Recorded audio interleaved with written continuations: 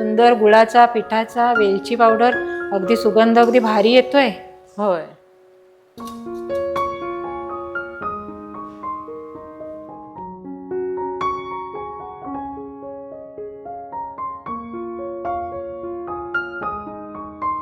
बघा मस्त अशी जाळीदार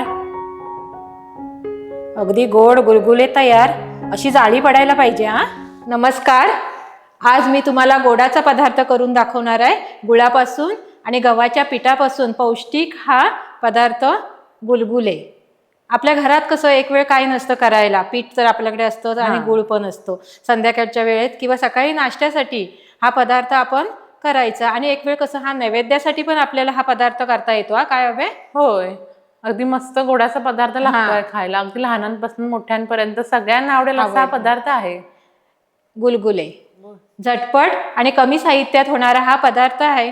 आणि त्यासाठी आपण साहित्य बघूया. हा मी 1 डबा गव्हाचं पीठ घेतलंय, पाऊण डबा गूळ घेतलाय आणि पाव डब्यापेक्षा कमी आपल्याला हा रवा घ्यायचा आहे आणि पाणी.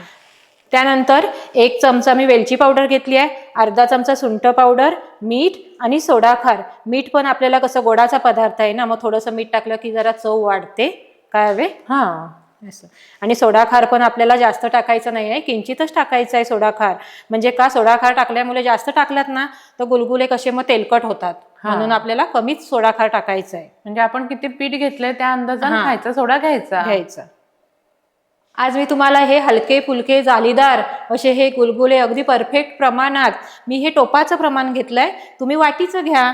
1 वाटी गव्हाचं पीठ, पाऊण वाटी गूळ आणि पाव वाटीपेक्षा कमी आपल्याला हा रवा घ्यायचा आहे.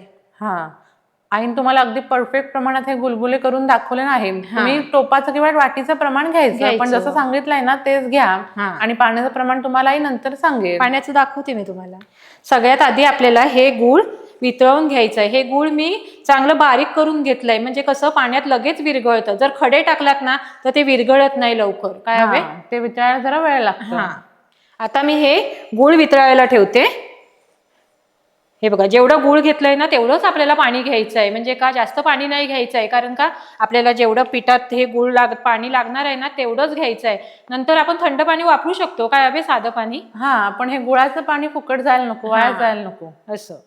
म्हणून जेवढं गूळ घेतलंय तेवढंच आपल्याला पाणी घ्यायचंय. आईने ते पाऊण डबा गूळ घेतलंय म्हणून आपल्याला पाऊण डबाच पाणी वापरायचंय.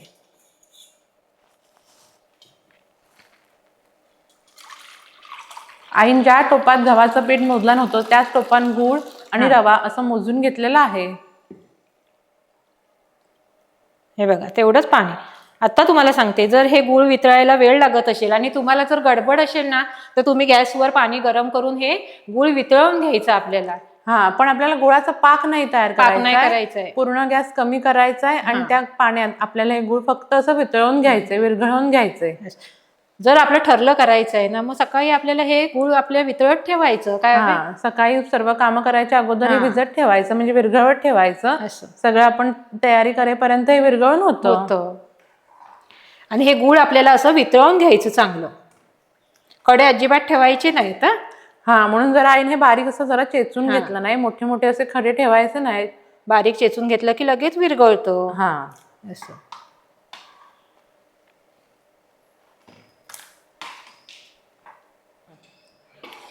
हे बघा, गूळ मी वितळवून घेतलंय चांगलं. अजिबात खडे वगैरे ठेवायचे नाही. आणि हे पाणी आपल्याला गाळून घ्यायचंय, म्हणजे का, एखाद वेळी कचरा वगैरे असतो, खडे वगैरे असतात ना, म्हणून.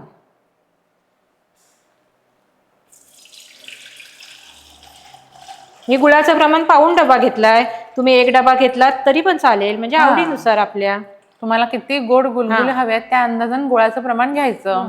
तुम्हाला समजा कमी गोड हवे असेल तर तुम्ही अर्धा डबा घेतला तरीही चालेल, तुमच्या आवडीनुसार. आता आपण गुलगुले करायला सुरुवात करूया. त्याआधी आपल्याला हे पीठ भिजवून घ्यायचं आहे गुळाच्या पाण्यात. हे बघा,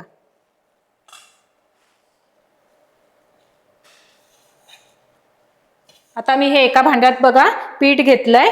मोठं भांडं आपल्याला घ्यायचं आहे जरा, आणि त्याच्यात आता हा रवा टाकायचा आहे, वेलची पावडर,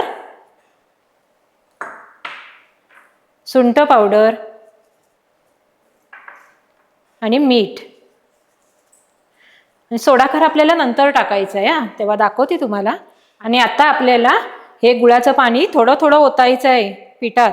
आणि सुंठ पावडर तुम्हाला सांगते, एक वेळ सुंठ पावडर नाही घेतलात तरी चालेल हा, पण वेलची पावडर घ्या, कारण वेलची पावडरने कसा सुगंध भारी येतो. हा हा.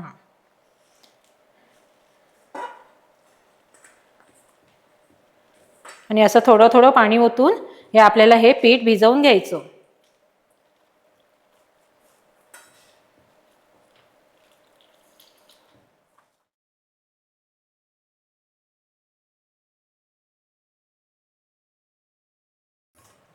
सुरुवातीलाच तुम्ही असं जास्त पाणी ओतून भिजवू नका, कारण काही गव्हाच्या पिठांना ना पाणी कमी लागतं, काही गव्हाच्या पिठांना पाणी जास्त प्रमाणात लागतं, म्हणजे जास्त असं पाणी शोषून घेतात. त्यामुळे पाण्याचा अंदाज कमी जास्त होऊ शकतो. आपल्याला कसं हे जास्त पातळ पण करायचं नाही आहे. हा, सगळे गुठल्या ह्या मोडायला पण पाहिजेत. हा, पण आईने तुम्हाला हे पाण्याचं प्रमाण सांगितलं नाही, गुळाच्या पाण्याचं, हे अगदी परफेक्ट प्रमाण आहे. हा.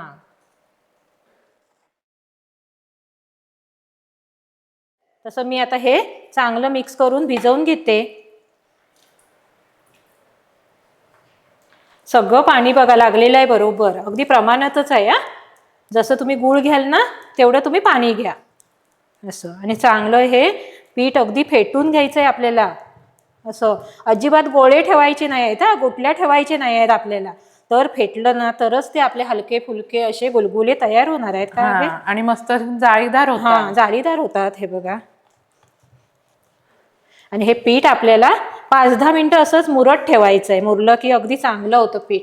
जसं आपण चपाती करताना जर पीठ आपण ठेवलं ना की कसं चपात्या पण चांगल्या फुगतात काय हवे. तसेच हा प्रकार आहे. पीठ मी हे चांगलं गुळाच्या पाण्यात मिक्स करून घेतलंय. अगदी गुठल्या वगैरे अजिबात ठेवायच्या नाही आहेत. आणि आता आपल्याला हे 5 किंवा 10 मिनिटं असं मुरत ठेवायचं आहे. आणि सोडाकार आपल्याला करायच्या वेळेला जेव्हा आपण करू ना तेव्हा आपल्याला ह्याच्यात सोडाकार टाकायचं आणि चांगलं परत असं फेटून घ्यायचं आहे. जेव्हा आपण हे गुलगुले तळायला घेऊ तेव्हा आपण सोडाखार टाकायचं, आता नाही टाकायचं. आता नाही टाकायचं. आता एक साधारण 10 मिनिटं आपण हे भिजवून घेऊया. 10 मिनिटं झालीत आहे. पीठ पण चांगलं असं मुरलं आहे बघा. आणि आता आपल्याला ह्याच्यात हा सोडाखार टाकायचा आहे. जास्त नाही टाकायचा आहे, अगदी चिमूटभर टाकायचं असं. जास्त टाकलात ना की मग तेलकट पण होतं काय बे. असं. आणि हे सोडाखार टाकल्यावर हे पीठ आपल्याला अशी एका बाजून चांगलं असं फेटून घ्यायचं चांगलं. हे बघा, फेटल्यामुळे कसे गुलगुले अगदी चांगली जालीदार होतात. हे बघा, अशी आताच बघा जाली पडली आहे ना अबे. हे बघा. आणि पीठ पण असंच आपल्याला एवढंच ठेवायचं आहे. जास्त पातळ केलात ना तर गुलगुल्यांना आकार नाही येणार. असे गोल गोल होत नाही, तसे ते तेलात टाकल्यावर पसरतात ते पीठ. असं असे गोल गोल व्हायला पाहिजे ना, असं एवढं आपल्याला घट्ट ठेवायचं, असं पीठ ठेवायचं.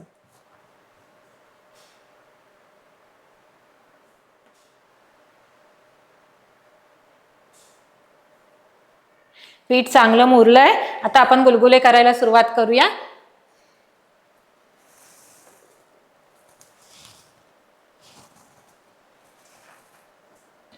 आणि आता आपल्याला ह्याच्यात तेल तापत ठेवायचं आहे. तेल तापलंय. तेल तापलं ना की पूर्ण आपल्याला गॅस कमी करायचा आहे. आणि आता आपल्याला हे गुलगुले सोडायचे आहेत तेलात. पण त्यापूर्वी आपल्याला काय करायचं, हाताला असं पीठ चिकटतं म्हणून हाताला असं पाणी लावायचं आणि असे हे गुलगुले सोडायचे, म्हणजे चिकटत नाही.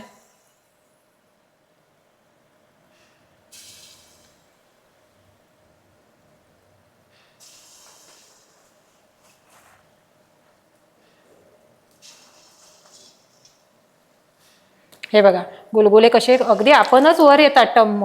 होय, आणि टम्म फुगतात आणि आपोआप अशी वरती येतात. काही झारा वगैरे लावायची गरज लागत नाही. होय, गुलगुले तेलात सोडले ना की आता आपल्याला गॅस हा मीडियम करायचा आहे. आणि गुलगुले हे उलट सुलट करून असे चांगले परतवत राहायचे आहेत. असे वर खाली करायचे आहेत आणि चांगली सगळ्या बाजून असे भाजून घ्यायचे, तळून घ्यायचे सगळ्या बाजून. नंतर ते कसे एकाच बाजून असे भरपूर तळले जातात. आपल्याला काळपट तळायचे नाहीयेत, हे काळजीपूर्वकच तळायचे आहेत आपल्याला. काय हवे नाही तर लगेच हे पीठ कसं गव्हाचं पीठ आणि गुळाचा गुळ आहे ना त्याच्यामुळे कसे मग काळपट होतात. असा तसा रंग आपल्याला नको आहे. मस्त सोनेरी दिसायला पाहिजे, छान. नाही होय, दिसायला चांगला असला पदार्थ की खायला पण चांगलाच लागतो. मग बघा कसे फुगले, फुगायला पाहिजे. दिसतात पण बघा किती भारी. अगदी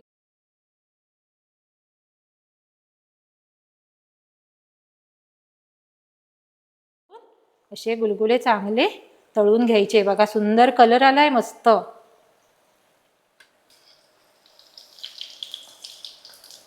बघा कसा मस्त रंग आलाय, मस्त सुंदर आणि सुगंध वास पण आहे बाबे. काय मस्त येतोय.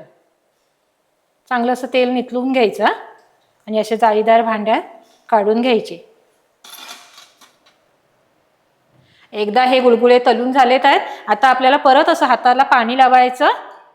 पीठ कसं हाताला चिकटतं ना, आणि असे हे छोटे छोटे सोडायचे.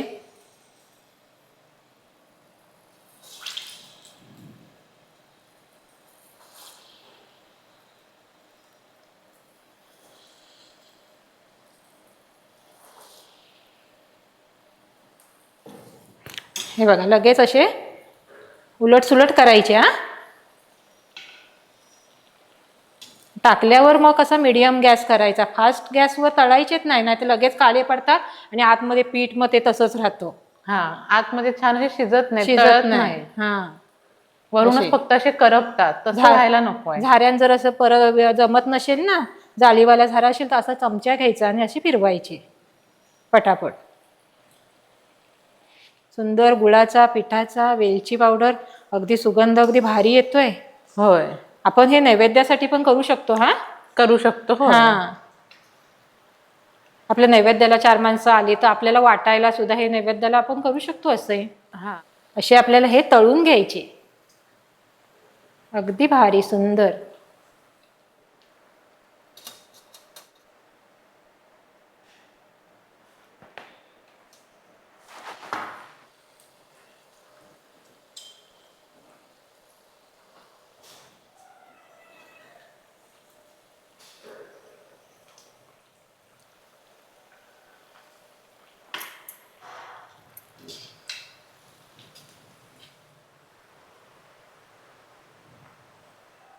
बघा मस्त अशी जाळीदार अगदी गोड गुलगुले तयार. अशी जाळी पडायला पाहिजे. हा, चांगलं फेटल्यामुळे अशी जाळी पडते. ही बघा गुलगुले तयार. या खायला. आणि कसा वाटला आजचा व्हिडिओ कमेंट करून नक्की सांगा. आणि आमच्या व्हिडिओला लाईक करा, शेअर करा आणि सबस्क्राईब करा. आणि लगेच व्हिडिओ बघितलात की काय पीठ आपल्याकडे असतंच आणि गुळ पण असतंच. आणि नक्की करून बघा व्हिडिओ बघितलात की, आणि कमेंट करून नक्की सांगा.